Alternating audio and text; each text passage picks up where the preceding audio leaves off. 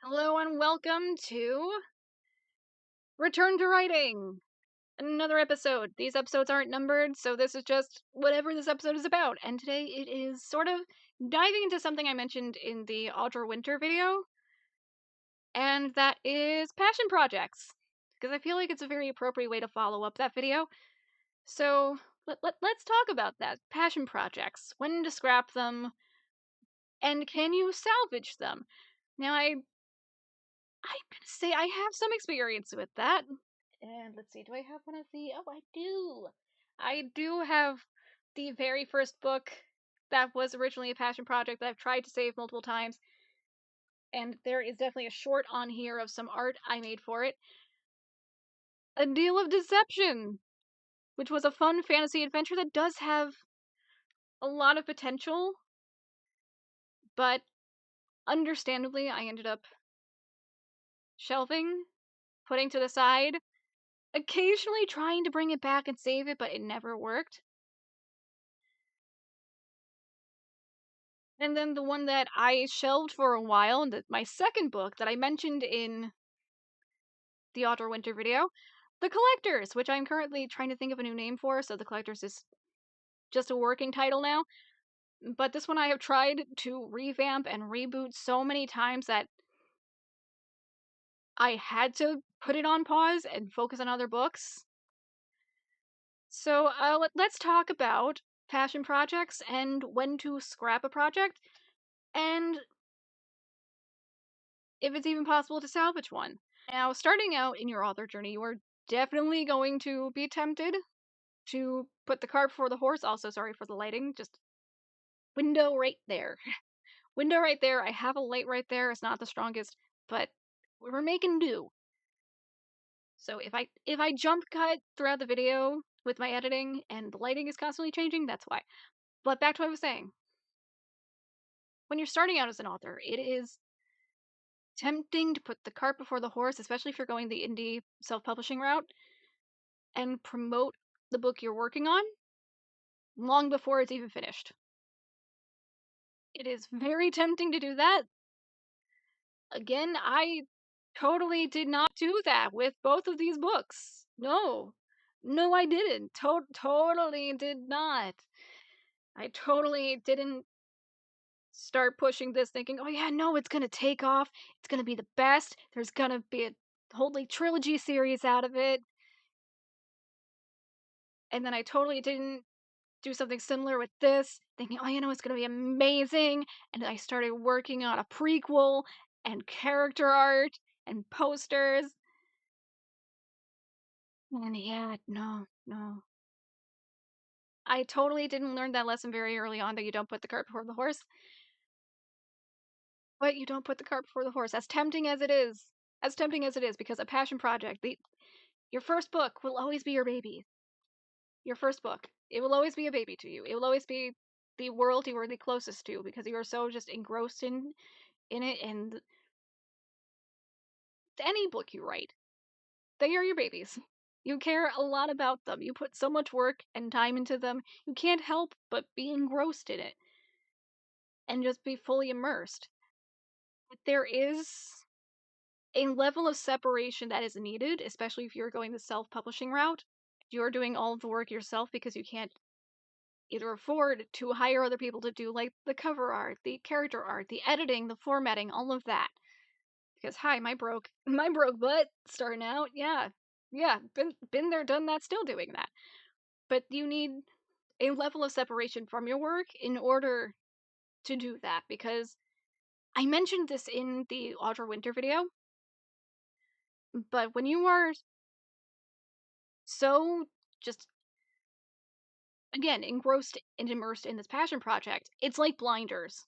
It's like part of why artists and art teachers will tell you to step away from your art to look at the whole thing, because you're just locked in on one small portion of it that you can't help but be like, oh, I know exactly where this is going. I know exactly what's going to work. It's doing great. It's like, if I'm almost at the end of the book now, it will be 100% fine and it won't need any work. People are going to love it. Like, you need to step back. You need to take that that break, it doesn't matter how long the break is, but you need to step away from it for a bit, separate yourself from the work, and really look at it. Because that will allow you to sort of read through it. Like, I am one of those people where it's just like, I print up edit copies because I can't read through long stints of text on screen, at least not easily. So I use Lulu and set up the book on private and just throw it together in a physical copy to read through. Especially if I'm feeling stuck in the story, I'm just like, why isn't this working? But not only did that teach me how to format, but it also taught me a lot about cover art design, and just also gutter margins. But formatting is a thing for a different video. But sometimes you need to just step back, read through it again with fresh eyes. It's like, don't do this while you are still fully working on it. Do this after you have taken a break from it. It doesn't matter if you're just like taking a break and doing nothing or taking a break and working on a completely different project, because sometimes that helps, separating yourself completely from it to then throw yourself into like a different genre, or like maybe reading a different genre or something, and not thinking about the book. Because when you can come back to it with fresh eyes, you can see the things that need work. Like, I recently jumped back into this after God knows how long, because again, I have reworked this so many times, or at least attempted to. I've outlined so many times. At one point, it was going to be a trilogy. I initially intended this for just to be a standalone with maybe a prequel. But recently, I've jumped back into it, and this edit copy is from 2023. 2023. I started writing this in 2022. You want to see the original edit copy? Because this is still technically the first draft, but I did the dumb thing and I didn't save the original draft as a separate copy, just duplicate it to edit. So this is technically the first draft, but with some revisions to it. But hang on, where is the tome of a book that is the original draft of the collectors? Book, where are you? If I were me, where'd I have put it? I don't know. Ah, time. I found it. Found it. It was literally sticking out of the pile. When I say it's a tome of a book and it taught me how to format, this was the very first one I formatted. So, while I did end up making this into a physical copy to read through to see what didn't work and why it just didn't happen, my second book was the one that I initially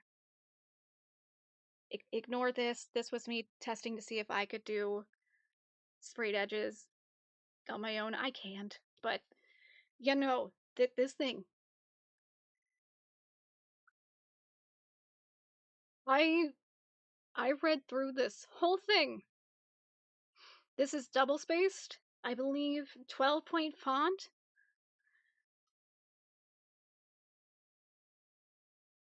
I I guessed the gutter margin and it seemed to be fine. But yeah, no. This was the original draft. And even at the time, while I was still just engrossed into that story, I'm gonna be using engrossed and immersed a lot in this video. Feel free to keep track in the comments. It's gonna be a lot. Don't turn it into a drinking game. I do not advise that. But I was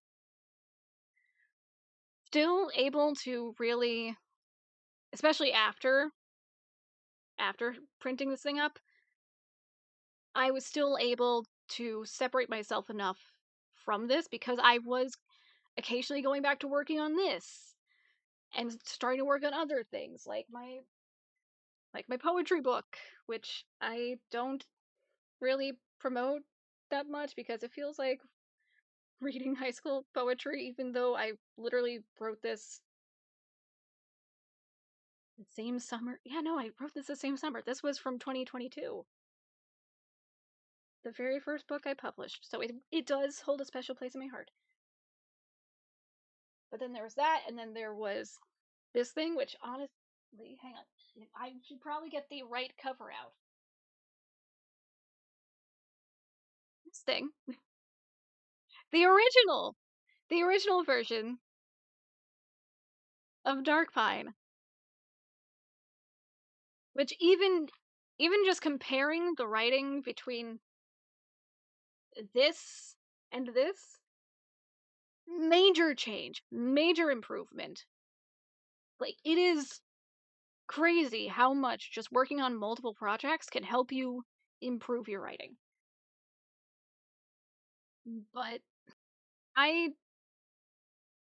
being able to do this, by being able to just print it up and read through it myself, I allowed myself some separation from it to be like, okay, now I can actually read through it and just see what needs to be changed. And I was able to pick up on things like there might have been too many characters, and by might have, there definitely were, and I kept adding on more. And I was trying to add too many different plot points, and it's like, okay, well, should this character fake their death? Should they not? What about the relationship between these two characters? Should these two be siblings? Should they not? Maybe I should combine these two characters into one character. And I was able to see what wasn't working and why I was struggling so much with it. And like, as much as it hurt me to cut chapters, like I have a whole separate doc that is literally just titled The Lost Chapters of the Collectors. Because again, it was my passion project. It was my baby. It still is my baby.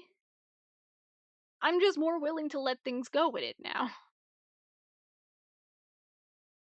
But with passion projects, you need to realize the separation is necessary to work on it. Because I hate to say it, sometimes you're going to need to kill your darlings. But sometimes you're going to need to kill your darlings. And when it comes to writing, especially your passion projects, you're not going to want to. Like, you will need to. Because trust me, it will lead to a better story.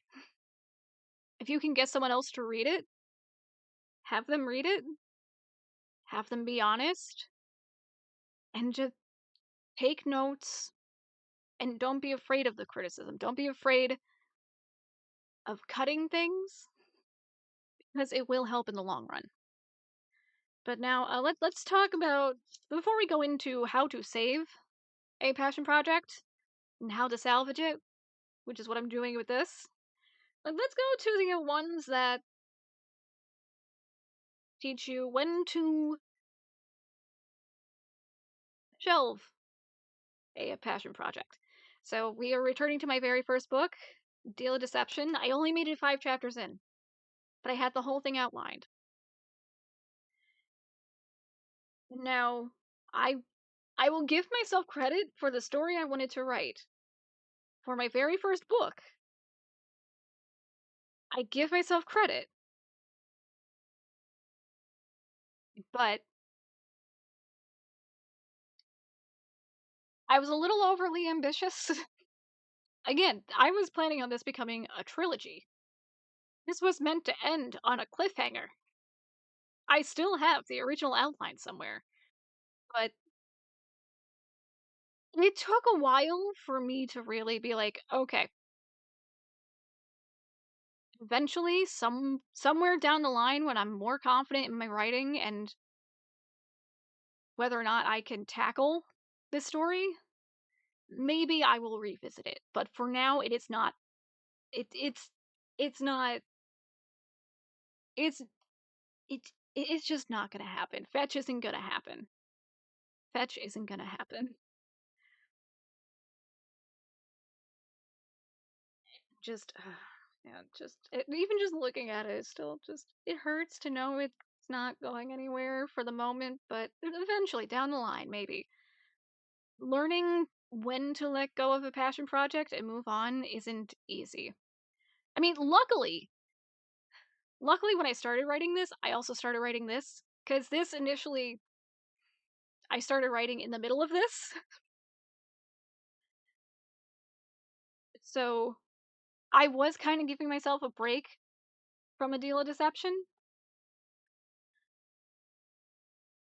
but I did keep coming back to A Deal of Deception. I did keep coming back to this because it was my first, and I was like fully engrossed and immersed into it, and I saw the potential. I still see the potential, but for my first book, don't go for a trilogy for your first book.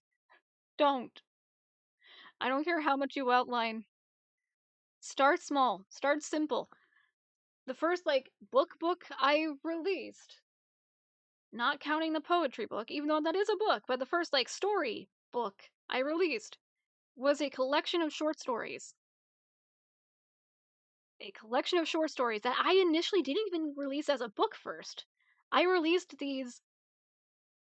Actually, I don't even think all of these stories were in the original version, because the original collection I released on Kindle Vella when Amazon was still doing that. And one of the reviews actually helped me really hone everything. I guess hone it in, hone it down. I am forgetting my sayings, but I was able to lock it in. I was able to really make things more cohesive, more like not necessarily coherent, but they were more cohesive together as a collection. And I am very grateful for that review. But my first like story book was a collection of short stories, and I am still forever glad that that was my first story book and I didn't just like fully deep dive into these two like I wanted to, because it would have been horrible. And even reading back through it is just like, oh, a lot of the things people say about Audra Winter's writing, and especially having now read the original first chapter versus the rewrite that she has on Patreon. I've made TikToks about this.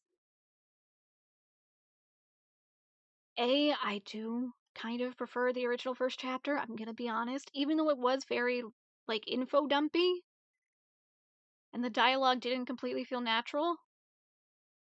I still felt more into that version of the story compared to the revision, which technically is more of a rewrite, not necessarily a revision, because a revision would just be fixing what was already there in the original chapter, I mean, or in the original draft. Because rewriting isn't revising. Rewriting is rewriting. So then it just gets stuck in a constant loop of first draft. And that's what the issue was. And I mentioned that in the previous video, talking about Audra Winter. But that being said, again, I forgot where I was going with this. No! No, I forgot where I was going with it. Hang on, I need to stop recording just so I can just so I can figure this out. Hang on. I remember now. Okay, we're good. Reading back through these, a lot of what even I was thinking about and saying about Audra's writing, especially in the revised copy, because it still very much feels like author's first. I hate to say author's first book, but author's first book. It does have a certain almost student-like sound. Like it sounds like you're trying to put on an author voice. But even just reading through this, because the way I'm approaching this is rereading it, seeing what I can salvage and revise, and seeing what needs to be rewritten. But even a lot of what I've been reading with this, a lot of what I said on my TikTok for Audra's book, especially the revised version of chapter 1, is it feels like there's a lot of things happening in the story, but not a lot of story happening. Like, I don't feel connected to the character, and it just feels like the character is there, and you're asking more questions than getting answers. Even reading through this, again, it's like I see the potential. I do.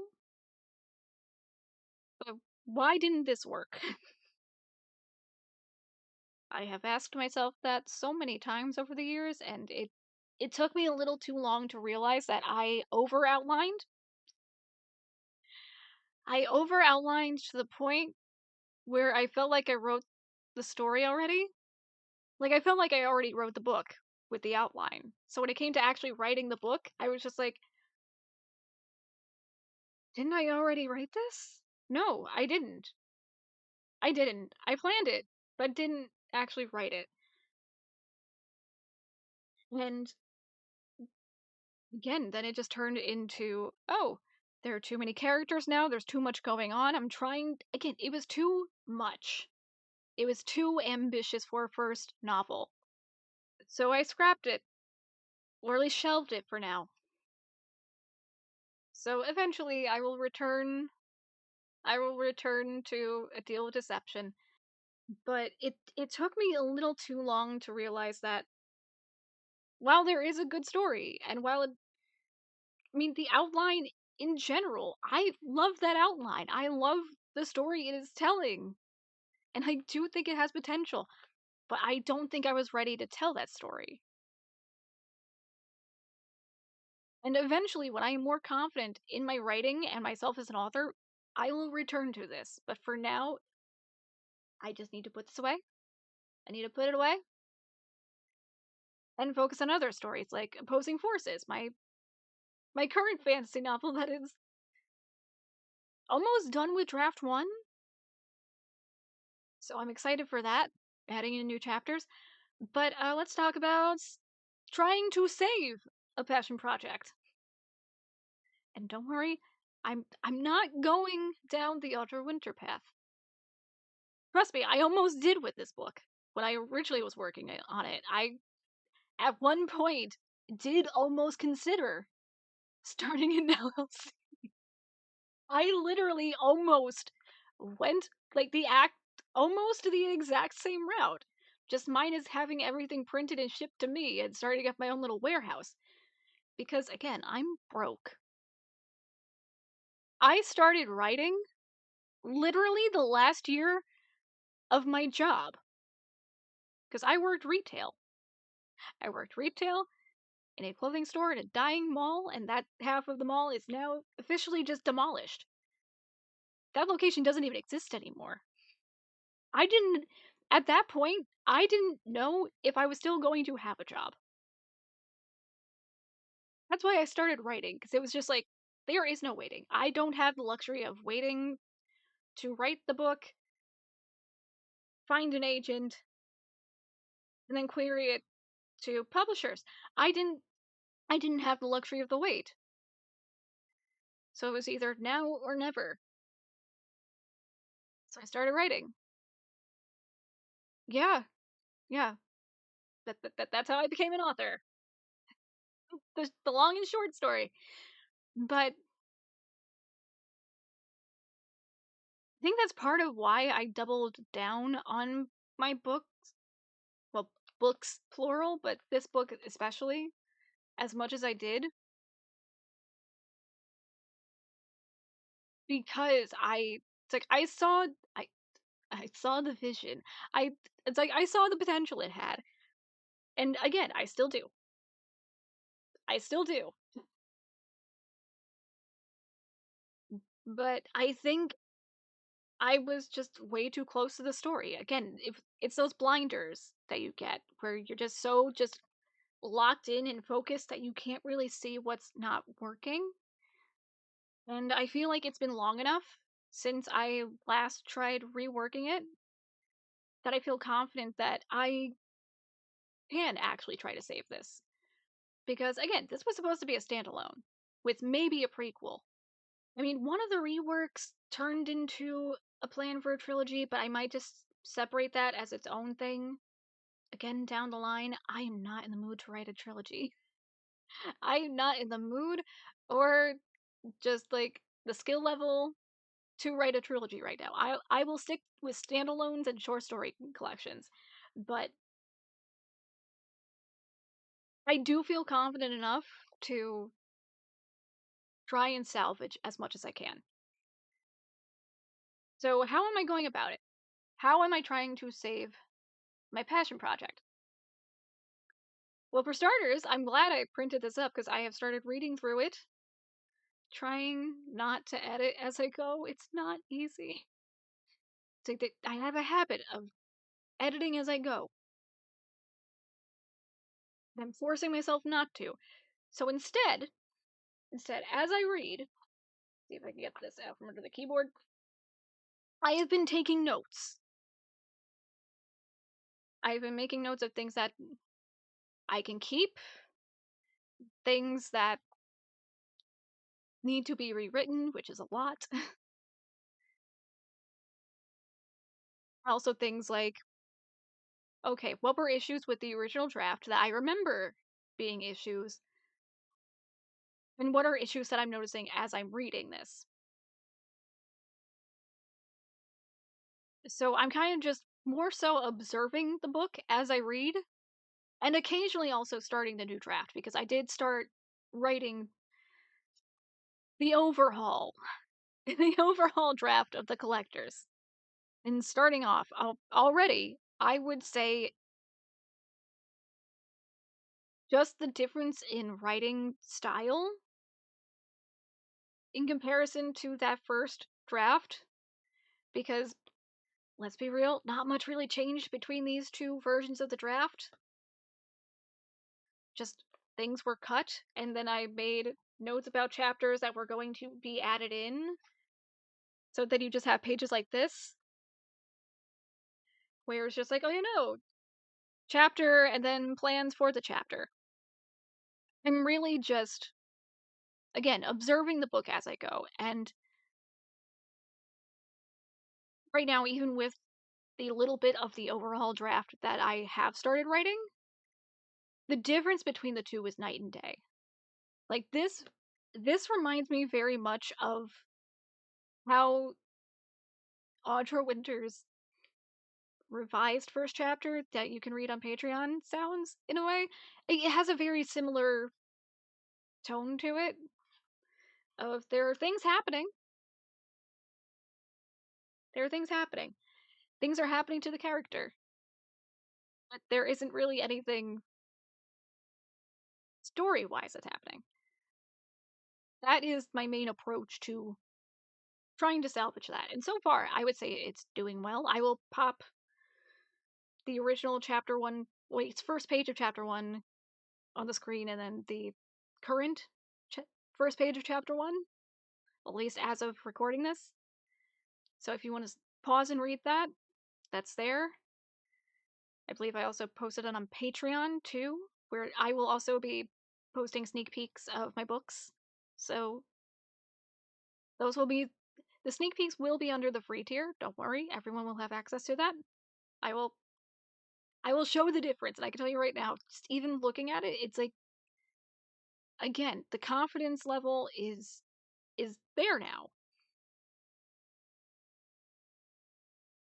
And one of my main issues I had with the collectors is that the main character, Alistair,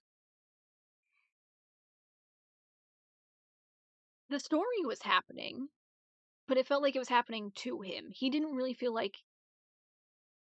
a part of the story in a sense. Like he was connected to it, but he didn't feel like a part of it. So what I did with, or at least what I'm doing with chapter 1, is making him more connected with the story. I am giving him more of a reason to be going along with this, giving him more of like an actual connection to what's happening. And also just trying not to also be as lore dumpy, because again, it's a very easy thing to accidentally do, especially as a baby author starting out with the first book. The first draft was very lore dumpy in chapter 1, and I'm trying to sort of explain it through experience in a sense. Like I'm trying to show the world through the experience of the story and the character and what he is going through, if that makes sense. Hopefully. But I'm trying to make it really just feel more, I guess, easy for the reader to connect to the story and really just, I'm gonna say immerse, but I want to make it easier for them to immerse themselves in the story rather than feel like the story is just being spoken to you at a lecture. So that's what I'm really trying to focus on fixing. Now, even just looking through my notes, I kind of want to revisit what I was saying about me salvaging things from the original draft. It's not necessarily just, oh yeah, no, we're just ripping things from the original draft and editing what needs to be edited. I'm also just trying to like salvage like bits of the original story elements that did still work together, but didn't with the things I kept adding on, turning it into a more complicated story than it needed to be, because that was another issue I had with this. I kept trying to make it into something bigger than it was. So part of the salvaging isn't just like copying and pasting bits from the original draft and editing it as I need to. It's literally just like salvaging scenes and just being like, okay, I still need this moment to happen. This one can be moved around.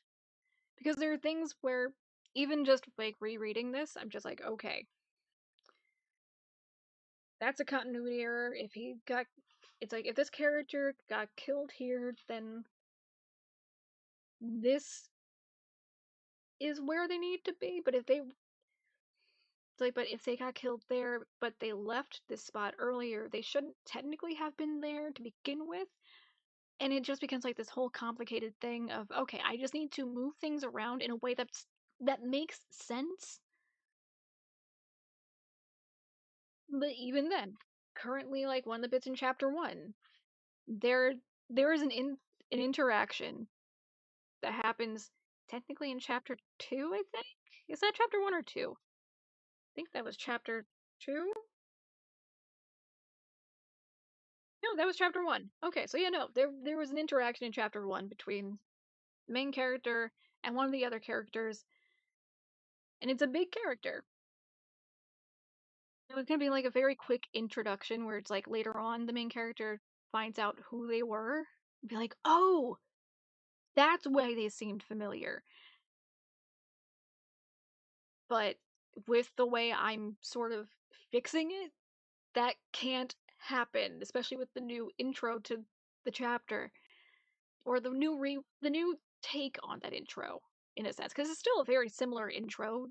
The main character gets a phone call. It's not a spoiler to say that it's a phone call about his dad dying, because Alistair's father is a part of. Wait, that's like the whole point. The whole point of the story. He's a part of a group that's trying to save magic and magical items and magic users. Because this group, the Relegates, has banned it and turned it into a threat, essentially. After finding out that his father has been a victim of magic, in a sense, supposedly, allegedly. Look, I'm still working on it. I'm horrible at pitching. I'm a better writer than a marketer, okay? Just. But that phone call is basically what throws him into this world of the collectors and the magical items and everything. That literally just needs to be gotten out of the way as quickly as possible. So it's not a spoiler for me to say that. But in that intro, he is introduced to another character on his way to the scene of the crime. And he can't have that interaction the way it was written. So now I have to be like, okay, how do I still have a similar interaction happen, but not the same way? Because it can't happen the same way. It's a lot of that. It's a lot of just reworking things that initially made sense, but now they don't. So right now that's how I'm trying to save my passion project, and I feel like that's how you can save passion projects. Until you realize fetch doesn't need to happen. Fetch isn't going to happen, and that's how you end up with shelving a book you were working on. But if you can figure out how to save it, then you can salvage your passion project. And if you can't, or at least you don't feel you're ready to, that's when you have to shelve something. So yeah, no, I hope you guys enjoyed that video. I know I did, because I got to talk about two of my babies and the things they have taught me. And I am still very excited to be bringing this back. And eventually, somewhere down the line, I will work on a deal of deception again. Hope you guys enjoyed it. Leave a comment below on if you've had any similar experiences writing your own books or your own passion projects. Leave a comment talking about things you would like me to talk about as a fellow indie author or self-publishing author, or even just about writing in general. Don't forget to check the links below to the different things like the stores, like my shops, like Fourth Wall, and my Patreon, my Ko-fi. And I will see you guys in the next video. Like, comment, and subscribe, and I will see you next time. Bye.